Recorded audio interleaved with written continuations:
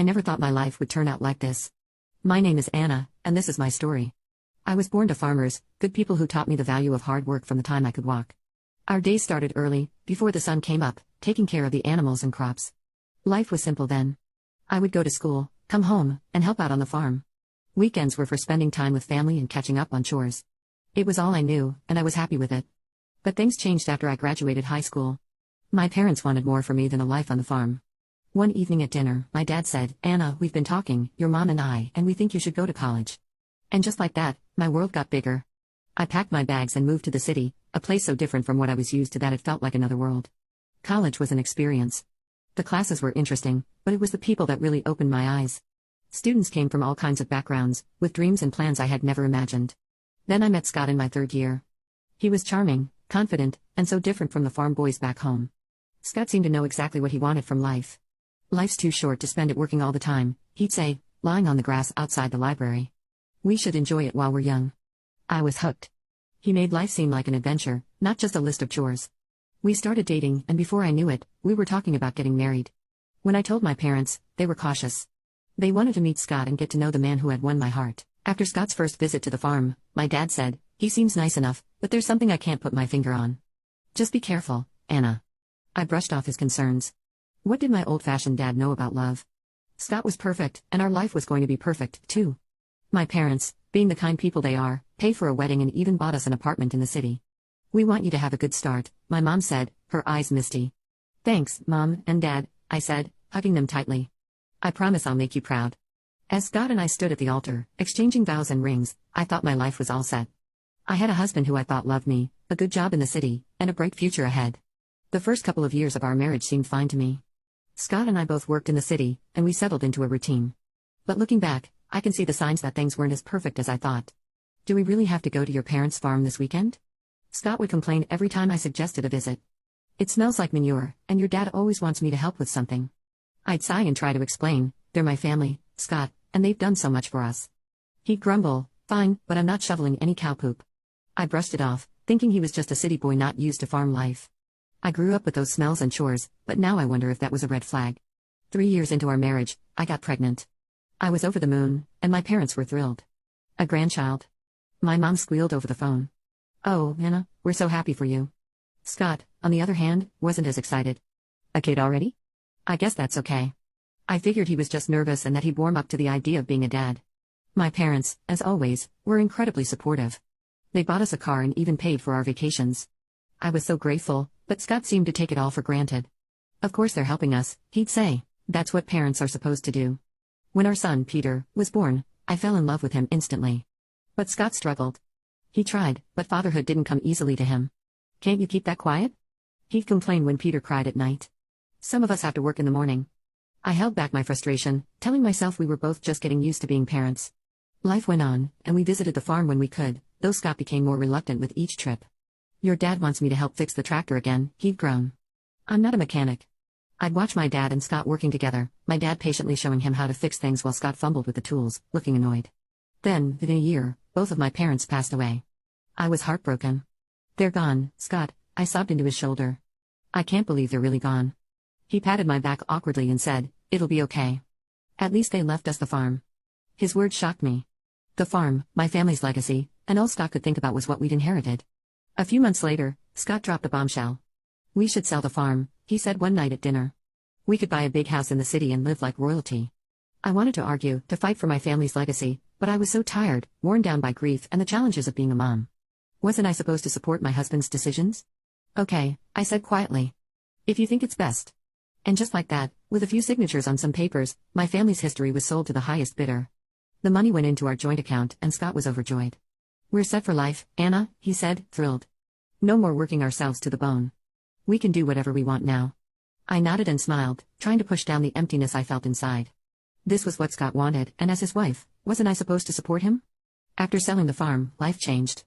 The money from the sale gave us some comfort. I'll give Scott that. We didn't have to work as hard anymore.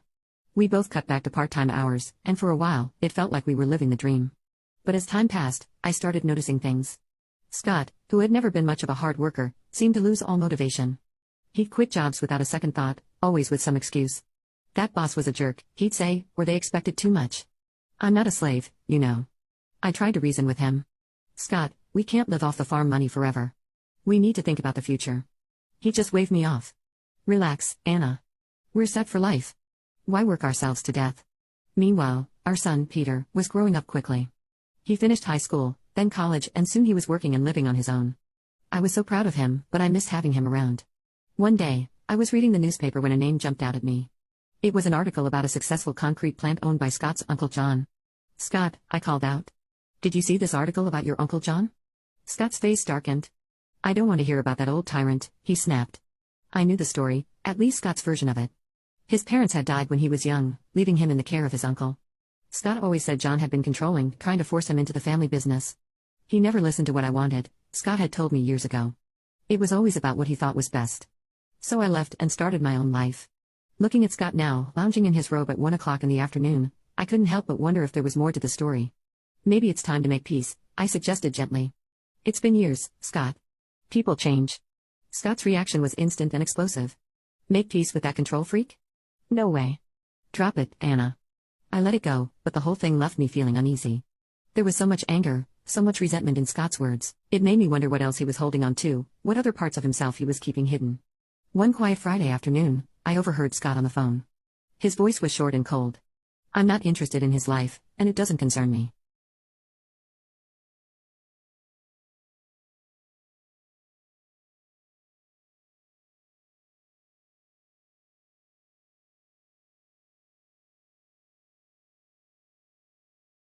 I'm not interested in his life, and it doesn't concern me, he said sharply before hanging up.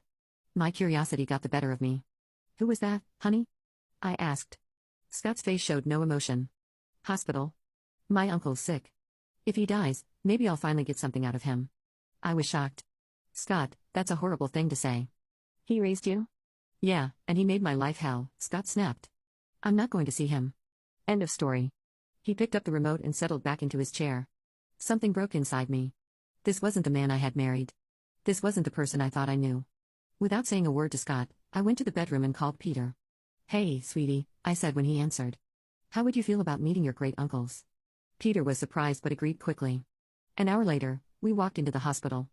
My heart was racing. The ICU was filled with the sound of beeping machines and soft voices. There in a bed, surrounded by monitors, was Scott's Uncle John. He looked small and weak, nothing like the controlling man Scott had described. When we introduced ourselves, his eyes filled with tears. Anna, Peter, he said, his voice soft but warm. I've wanted to meet you for so long. For the next hour, John told us his side of the story. He explained how he had taken Scott in after his parents died and raised him like his own. I love that boy, John said, his voice breaking. I wanted him to have everything, carry on the family business, have a good life. But Scott had other ideas. John went on to explain that Scott didn't want the responsibility. He said he didn't want to work hard like John did, staying up at night worrying about the business. As John spoke, I felt a sinking feeling. His words painted a picture I knew all too well. Scott demanded I sell the business. John said, shaking his head, he wanted me to give him a monthly allowance, an apartment, a car. He said I owed him a carefree life. I glanced at Peter, and I could see the same shock on his face.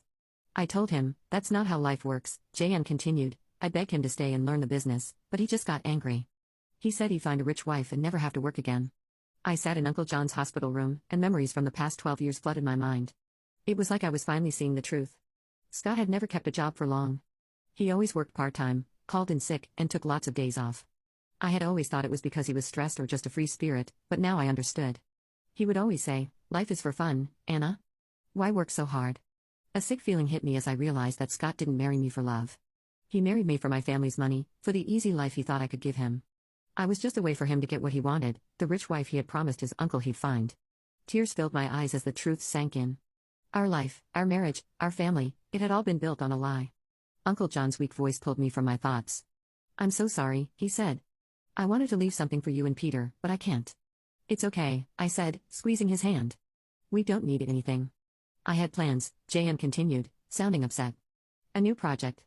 It would have changed everything, but I ran out of time. Suddenly, John's face twisted in pain, and the machines around him started beeping urgently.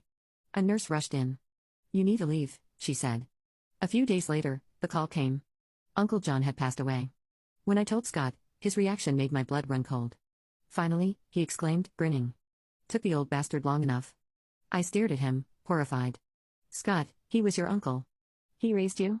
Scott waved me off. Yeah. So when's the funeral? Do I need to go? In the end, Scott didn't attend the funeral. Peter and I arranged it ourselves. It was a small, dignified service that I hoped would have made Uncle John proud.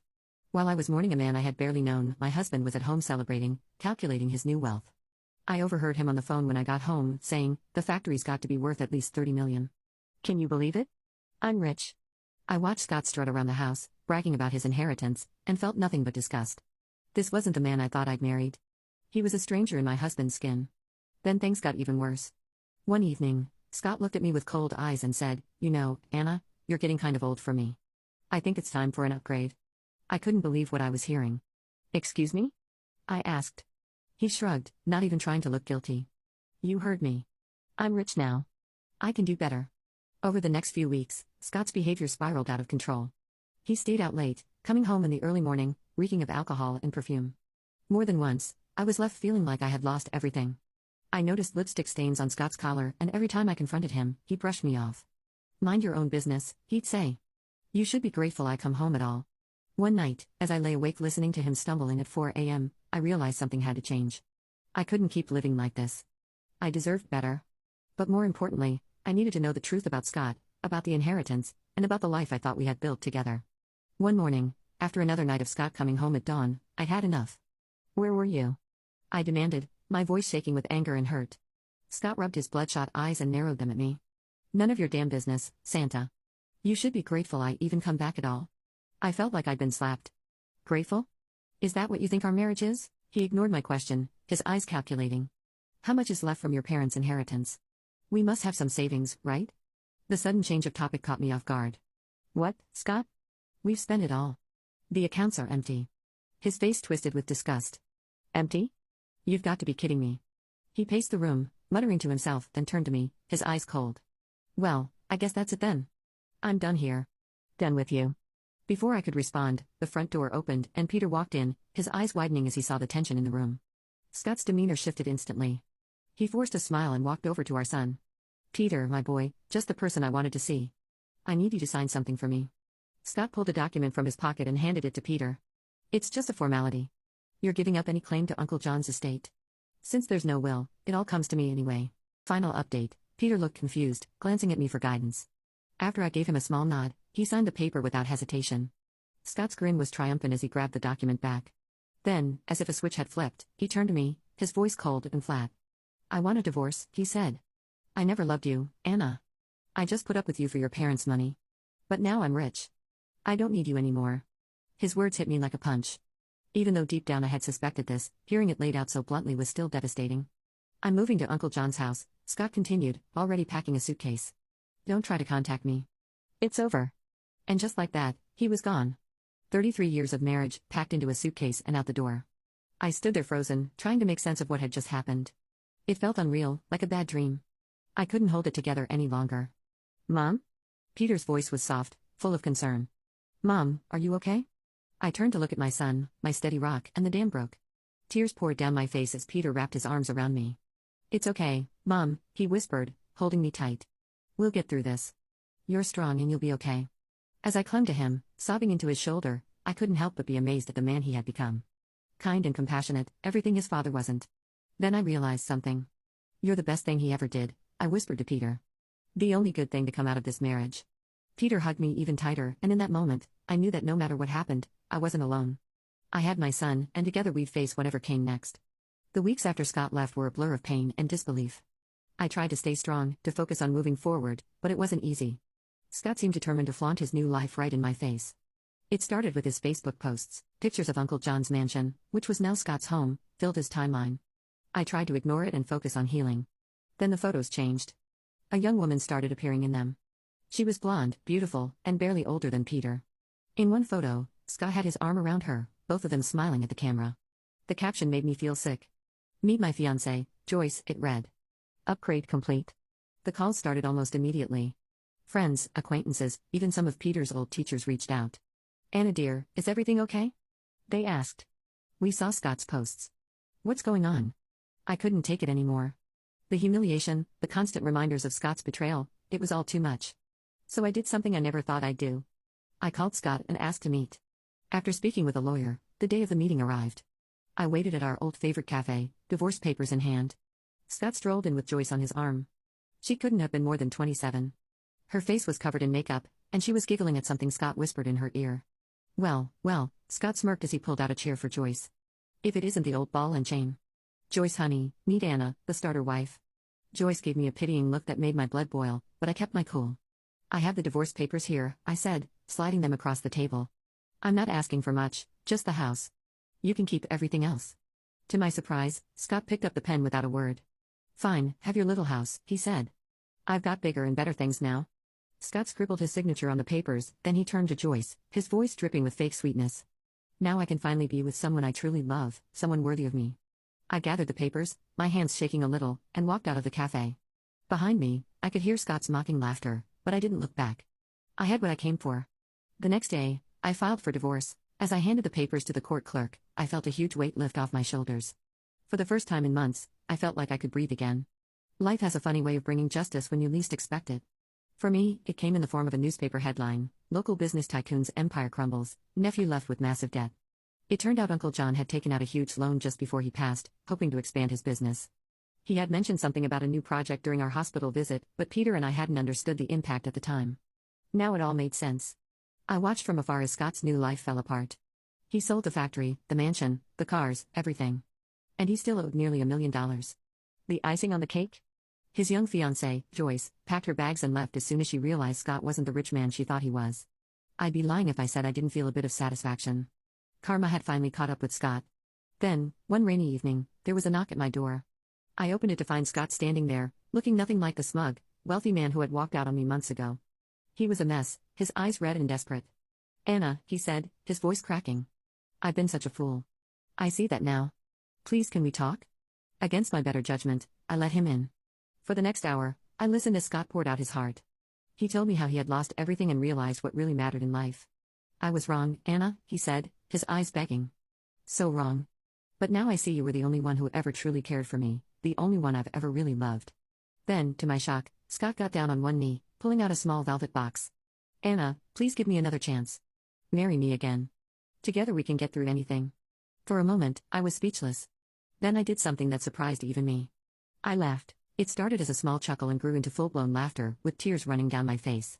Scott's expression dropped. What's so funny? He asked, confused.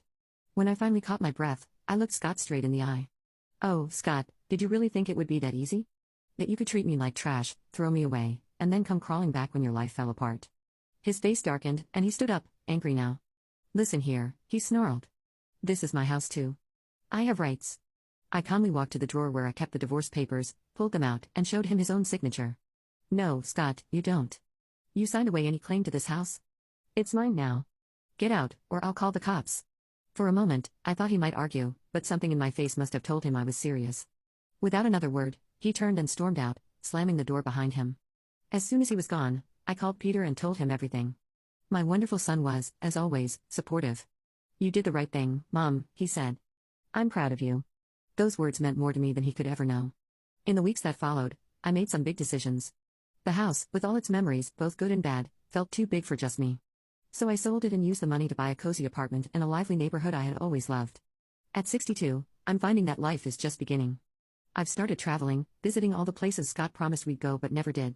I've taken up painting, joined a book club, and even tried salsa dancing every now and then. I see Scott around town. He looks older now, worn down by his mistakes and bad choices. Life didn't turn out the way I expected, but you know what? I wouldn't change a thing. For the first time in a long time, I'm truly, completely happy being me.